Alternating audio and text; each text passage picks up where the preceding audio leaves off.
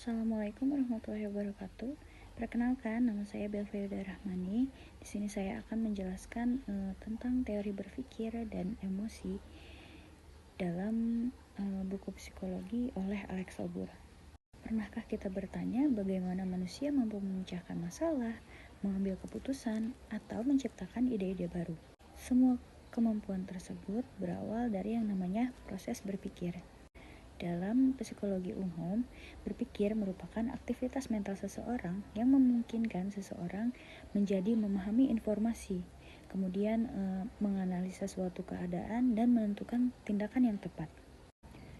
Berpikir sebagai aktivitas mental berarti pikiran bekerja mengolah berbagai informasi yang diperoleh dari pengalaman, pengamatan, maupun pengetahuan yang telah dimiliki oleh orang tersebut.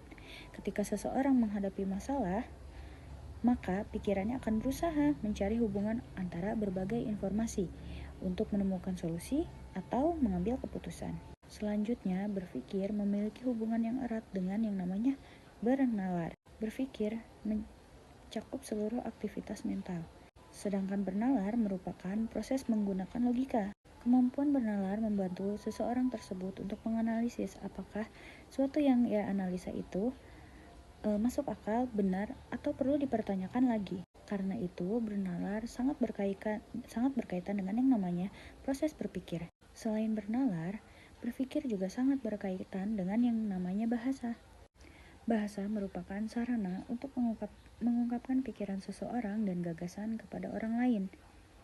Melalui bahasa, seseorang dapat menjelaskan pikirannya dan mengungkapkannya dengan lebih jelas dan lebih terstruktur. Bahasa juga mengatur dan memperjelas pikiran manusia itu sendiri. Oleh karena itu, kemampuan berpikir dan kemampuan berbahasa juga sangat berkaitan.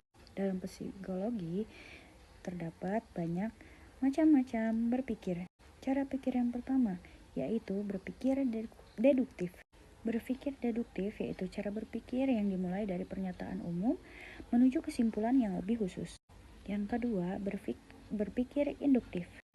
Berpikir induktif yaitu proses berpikir yang dimulai dari fakta-fakta khusus untuk menghasilkan kesimpulan yang bersifat lebih umum. Yang ketiga, ada yang namanya berpikir evaluatif. Dalam berpikir evaluatif, seseorang dapat mempertimbangkan seperti kelebihan, kekurangan, manfaat, dan risiko sebelum menentukan pilihan yang dianggap paling tepat. Dari pembahasan ini dapat disimpulkan bahwa berpikir merupakan aktivitas yang sangat penting dalam kehidupan manusia. Melalui proses berpikir, manusia dapat memahami berbagai persoalan dalam kehidupannya, seperti bernalar secara logis dan berkomunikasi melalui bahasa. Dengan mengembangkan kemampuan berpikir yang baik, kita dapat menghadapi berbagai tantangan dalam kehidupan secara lebih kritis, rasional, dan bijaksana. Kemudian, saya akan membahas tentang emosi menurut Alex Obur. Pernahkah kita merasa senang, marah, ataupun sedih? Perasaan-perasaan tersebut merupakan bagian dari emosi yang selalu hadir dalam kehidupan kita.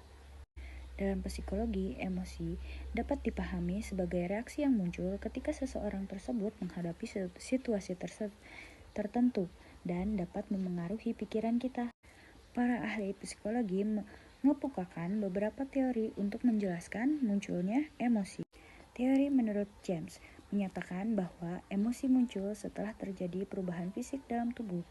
Sementara itu, teori menurut Cannon menjelaskan bahwa reaksi fisik dan pengalaman emosi terjadi secara bersamaan. Adapun teori dua faktor Schechter, Singer menekankan bahwa emosi dipengaruhi oleh perubahan fisik dan cara seseorang menafsirkan situasi yang sedang dihadapinya. Dan seiring bertambahnya usia, emosi juga mengalami perkembangan. Anak-anak umumnya mengekspresikan emosinya dengan secara spontan, sedangkan orang dewasa cenderung lebih mampu mengendalikan emosinya dan menyesuaikan ekspresi emosinya dengan situasi yang dia hadapi. Dalam kehidupan sehari-hari terdapat berbagai macam emosi. 3 di antaranya adalah takut, marah, dan cinta. Takut membantu manusia menghindari bahaya. Marah muncul ketika manusia tersebut merasa tidak adil atau merasa sakit hati. Sedangkan cinta mendorong terbentuknya hubungan yang penuh kasih sayang dan kepedulian. Emosi biasanya terlihat melalui ekspresi wajah, nada bicara seseorang, maupun gerakan tubuh seseorang. Karena itu, ekspresi emosi menjadi sarana penting untuk berkomunikasi dan memahami perasaan orang lain. Namun, emosi yang tidak terkendali bahkan terkadang dapat memunculkan sikap-sikap yang agresif. Sikap agresif adalah sikap yang bertujuan menyakiti orang lain dengan sadar, baik secara fisik maupun verbal. Nah, oleh sebab itu, kemampuan mengendalikan emosi sangatlah penting dalam kehidupan kita sehari-hari. Mengendalikan emosi bukan berarti menahan atau mengabaikan perasaan kita loh. Melainkan kita dapat memahami dan mengekspresikannya dengan tepat.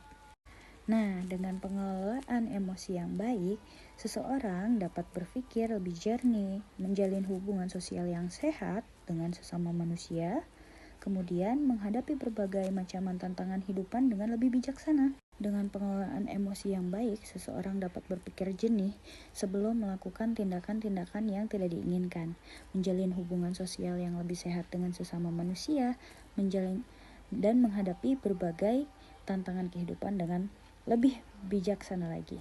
Nah, dan dari pembahasan ini dapat disimpulkan bahwa emosi itu merupakan bagian penting dari kehidupan manusia yang mempengaruhi cara berpikir dan bertindak.